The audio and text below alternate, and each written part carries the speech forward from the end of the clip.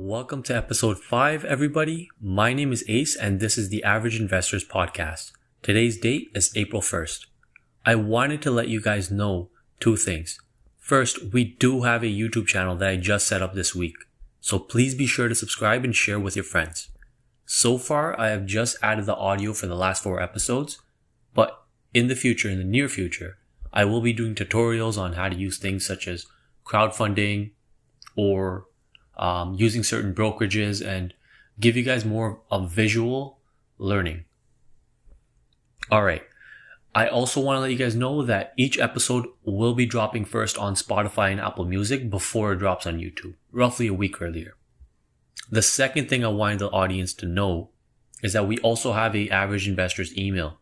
For any questions you may have, please send them to averageinvestors@outlook.com. I will be more than happy to answer anything that you guys may have related to financial stocks, certain investments that you may think about, ways that you may be able to save more or better guide your financials for your future plans. I also wanted to talk about how we need to focus on the little steps today so that we can see those big shifts in our future. It's about making gradual changes in our day-to-day life and using that little bit of extra money to invest in our future. So stop buying that $5 Starbucks and buy a machine and some coffee beans and brew your own cup of coffee. Save that money up, build an emergency fund first, then start investing. In fact, if you like Starbucks so much, buy shares of Starbucks. First do your research and see if it's actually worth buying for your portfolio. But the general thought is, make money by owning a piece of the company that you may like, that may interest you.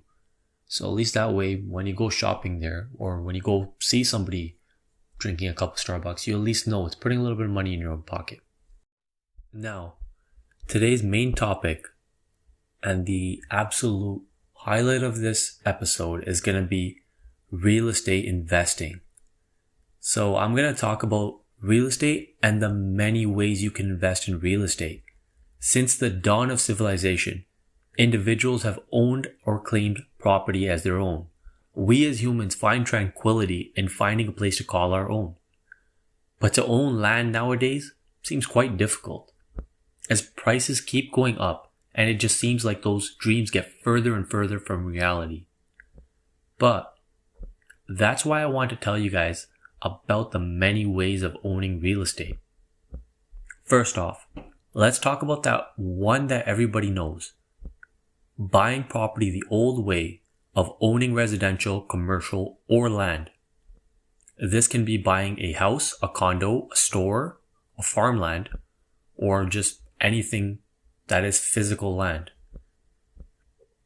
This is usually when you either buy it alone or with other individuals such as your family or friends. Usually, a lot of individuals rent out properties to get rental income, which is a fantastic way to generate money, as you will be putting a down payment of your own money and using a bank's mortgage to fund the rest. This is great because you can leverage money that isn't yours. It also does pose a risk, because if your property doesn't rent out, or if the rent is lower than your expenses, you will have to foot the bill. So you're going to kind of have to pull that out of your own pocket. This way of investing is great if you have the money to pay the down payment and be approved for the mortgage. It can also help maximize the amount of return you get, as you can self-manage and run the rental as you like. This is usually one of the most lucrative ways to make passive income with real estate. Owning real estate has many benefits, and this way has quite a few. First off, you could kind of control the type of tenants that you get. You can do a more thorough job in finding the tenants. You can also perhaps get more than you would compared to others because you've either furnished the place, you've done some upgrades, and you have more control over your own property. The second is you can kind of go in and out and control when you may buy or sell the properties. The third big key to owning your own real estate is Well, it's physical. It's there. It's not some kind of far off place that you may not be able to visit or see or just kind of enjoy for yourself. It is something that you own. So let's say you own a beach home and you put it up on Airbnb as a short-term rental. You can make fantastic revenue off of this. You can cover any of the expenses, and you can also go and enjoy your own vacations there instead of having to rent out another place. Take, for example, over here in Canada. Down by Grand Bend, you'd have to pay a couple $100 a night for a decent place. Whereas if you own the place, you're not paying anything.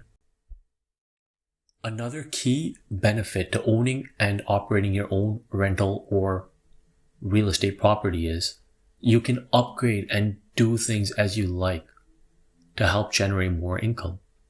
So take, for example, you own vacant land. You can develop that land into perhaps commercial units or a housing project. Now, mind you that this will take a lot of investment, but it's a great way to increase the amount of money you can generate from that property. Let's say you own a home. You can create a basement and rent that out as a separate unit. Or let's say you own a condominium and things are getting a little outdated in there. So you can upgrade the kitchen, you can upgrade the appliances, you can upgrade the flooring in there. You can change the light fixtures. And if you're doing it yourself like how I would, you can save a lot of money and really use that amount of effort and money that you put in there to help generate a lot more income. Now that we talked about some of the benefits, and I'm sure I could probably create a big list of benefits to owning and operating your own real estate property, let's talk a little bit about the downsides.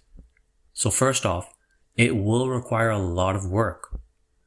You will have to manage your tenants or find a property manager to help manage the property or manage it yourself, or find a real estate agent to help you find tenants. You'll also be liable for any issues that tenants may face in regards to the rental property. For example, if the heating or air conditioning unit breaks down, the tenant in most places, especially here in Canada, is not required to pay rent for that time. This will put the owner at risk of losing income, and if the tenant falls and slips on the property, in most places again, they won't have to pay any income. They won't have to pay any rent. Even if the tenant decides to break a toilet and it leaks everywhere, because you would be surprised, as that does happen, they again won't have to pay any rent until it is fixed. In most cities, the laws favor the tenants, especially here in Canada, which makes it difficult to rent out at times. Now, most of the time you will be okay, but if you do get somebody like this or have a situation like this, it will make your life miserable because people will take advantage of you. And that's the honest truth. Now, we did rent out our basement when I was a kid, and I do remember getting tenants that looked very good. That was a family. But they started causing problems. They stopped paying rent. They started abusing the utilities. And we had to give them money just for them to leave the property. Now, I'm not saying that this will happen with a lot of tenants, but it just takes one to kind of really make things go sour. Also, due to these properties usually having a mortgage, you do risk being overstretched.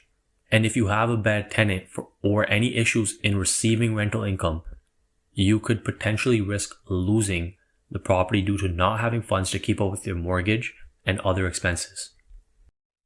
Now, managing and running your own real estate business is quite difficult, and it can be very rewarding, don't get me wrong. But you also need to understand the risks. You also need to have a good eye for potential properties, because not everything will yield great results. So I guess my general thoughts on are keep your head up, keep your eyes open, and always look at both sides of the coin. Look at the positives and look at the negatives and weigh them to make a fair assessment. Hey guys, this podcast was brought to you by our sponsor Anchor. If you haven't heard about Anchor, it's the easiest way to make a podcast. Now let me explain. It's totally free to use. There are creation tools that allow you to record and edit your podcast right from your phone or computer. Anchor will also distribute your podcast for you, so it can be heard on Spotify, Apple Podcasts, and many more. You can also make money from your podcast with no minimum listenership. It's everything you need to make a podcast in one convenient place. Thank you. Now, these are just a few of the negatives and positives of the most common way of investing in real estate. This should give you a high-level overview of running your own rental business. Now, the next way to invest in real estate is actually through stocks. The stock market has what are called REIT stocks, which stands for Real Estate Investment Trusts. These are companies that invest in real estate and allow for the public to buy shares of that real estate owning company. Now, I'm sure that a lot of the listeners didn't know about this way of investing in real estate. These REIT companies own and operate properties by buying, selling, and renting real estate out. Now, to give you guys a better understanding of REITs, I will let you know the positives of REITs. To start off, REITs manage all the properties and tenants occupying those properties. This is a big benefit, as the REIT company has a professional team that handles all the work. This includes the legal work associated with buying, selling, and renting, the work of finding tenants and screening them for the property, the work of finding properties that can provide great value, and also selling those properties at good times to use that capital for other purposes. This allows you to invest in real estate without doing much of any work. REITs also provide a big benefit in the fact that they have much more capital at their disposal and a team of experienced individuals. This gives a much greater advantage over individual investors when it comes to understanding the real estate market. For example, instead of buying a unit in a condo building and trying to find a tenant, you instead have a team that knows the market much better. They know what might be overvalued or undervalued. They know the income that can be generated, and they can also buy the whole building. So instead of just buying a single unit, they could pretty much buy an entire building, which most of them will do. Which it's like buying a 12-pack of shampoo from Costco versus single packs at Target or Metro, which are going to cost a lot more in the long run. So this really gives them the power to buy in bulk. The next big benefit is that you don't have to save up as much to get started. Some fantastic REITs start off at the price of a latte from Starbucks. I literally mean like $3-4. Let's say if you want to buy a house or condo by yourself, you would have to put a lot of money down to acquire that property. This is a big benefit as you can start buying into real estate with very little and just keep adding into it at your own pace rather than saving up for a down payment that with rising house prices seems to only get higher and higher, and it seems like you could never reach that goal.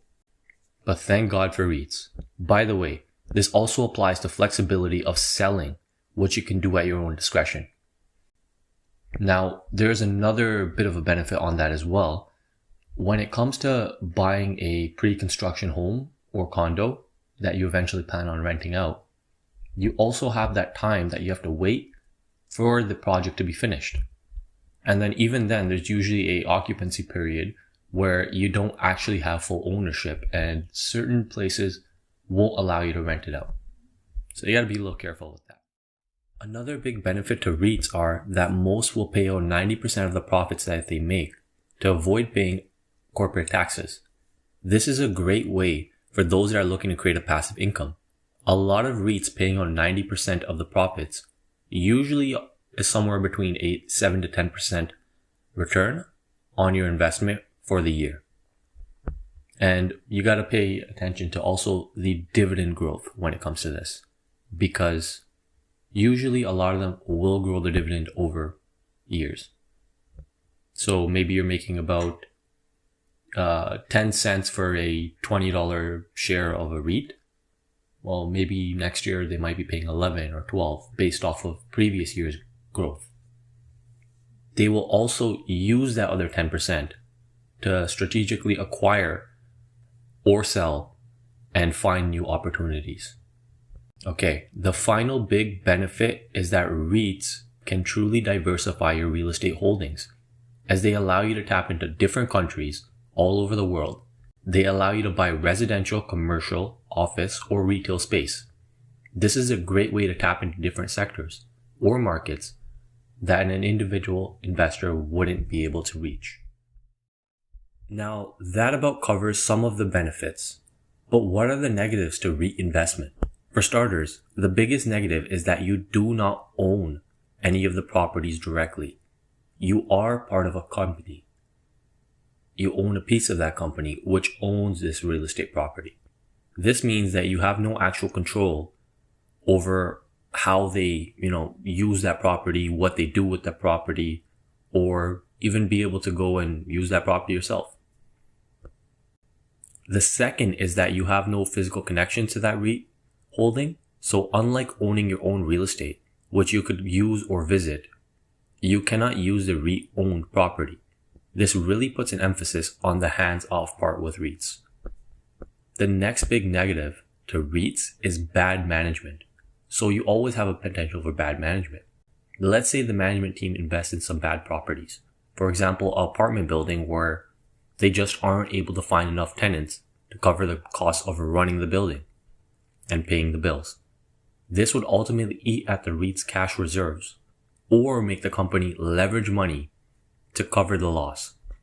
This will reflect in the REIT's share price as they ward off investors. Now, I cannot emphasize how big of a risk that can be, as ultimately the share price is what will determine your own returns when it comes to the long run. I mean, you will make some dividend income, but also the dividend is not guaranteed if the company does not have cash to pay it out. The final negative we will talk about is that REITs, sometimes they are vulnerable to major events. With the fall of retail since last year, retail owning REITs took a big hit, which is putting a lot of those REITs in a tough place as they struggle with the upkeep of that property. So this puts, again, as I was saying, this causes trouble when it comes to paying out that dividend and also the share price. So let's say if you were hoping to retire with that money, you would be in a very difficult place as your shares would now be at near all-time lows for a lot of these retail owning REITs. Now, these are really just a few of the pros and cons when it comes to REIT investment. Please do your own research if this interests you more. You'll greatly benefit from looking into a little further before you were to take any steps. Now, the final way of investing in real estate is crowdfunding. Now, crowdfunding is a fairly new concept that is picking up steam. It is where a company organizes a bunch of private investors to invest in purchasing properties. The company usually sells shares of that property at $1 a piece to the public. So let's say if a property is about $1 million, they're going to sell 1 million shares at $1 a piece.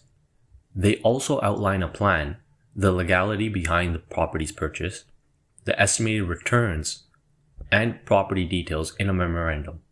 This is usually a really big document that is attached to a lot of these properties offerings. Crowdfunded real estate is like a bunch of your friends organizing crowdfunding real estate is like one of your friends organizing a bunch of friends to buy a house. He outlines the rent the property could receive based off of similar properties around the area. He takes care of the legality behind this purchase, and all you have to do is contribute any amount you like, from $1 to anything, whatever the limits may be. The property is worth $100,000. So you give about $1,000, which is 1,000 shares now. Your friend also outlines before you purchase that in 5 years, he will look to sell the property if the market is good and the return on the money is there. This is the general idea behind crowdfunded real estate. Now, let's talk about the pros. So one of the biggest advantages to crowdfunding over REITs would be that you do have voting rights when it comes to any major decisions regarding the property, such as selling. The next major advantage is you do have a professional team that manages all the tenants, they handle all the paperwork, and they also can try and find better properties than an individual investor would be able to. So a lot like REITs. The next big advantage is syndication. So when it comes to crowdfunded real estate deals, they will try to buy up the entire property. So they won't try buying up a single unit, but instead an entire condo building. This allows for higher returns because you're purchasing the property at a much lower price. So this in general comes back to that rule of buying in bulk. The next and final big advantage that I'm going to go over is the fact that they do have some tax advantages when it comes to capital gains tax and also using depreciation as a deduction when they pass on the investments, the returns from the rental income back to the investors. Now that we've talked about some of the advantages when it comes to crowdfunding, let's talk about some of the disadvantages. First off, the fact that you have some control over your property in the sense that you do get some voting rights, you still do not have that control that you would with owning and operating your own real estate business. So you may have some of the voting power, but you cannot control what type of tenants go in there, what kind of upgrades you may do to the property, or potentially if you are beaten in a vote due to other shareholders, you may not even get the right time that you want to sell, or perhaps you want to, hold it for longer. You might not get that when it comes to crowdfunding. The second is, just like any of these other real estate investments, these do have market volatility. So just like REITs, just like owning and operating your own real estate investment, you do have that bit of market volatility when it comes to this. The next is the complex tax reporting when it comes to crowdfunded real estate. So there are more additional tax and accounting fees that you may have to pay when it comes to crowdfunded real estate compared to REITs or owning and operating your own business. Now, the final and biggest disadvantage is potentially having your money locked in for longer than you wish. So when it comes to crowdfunding, usually your money is locked in for about 3 to 5 years at least. And that's if everything goes well. So this can spell trouble for anybody that may need the money within a few months or a year, where you may have that flexibility with REITs, or even the ability to sell your property if you owned and operated your own real estate business. Now, this about covers crowdfunding in a high-level overview for the positives and negatives. Now, remember, guys, when it comes to these 3 types of real estate investments, you have something that's very hands-on, such as owning and operating your own real estate business. You have something that's extremely hands-off when it comes to REITs. And then you have a little bit of a mix in between, which is crowdfunding.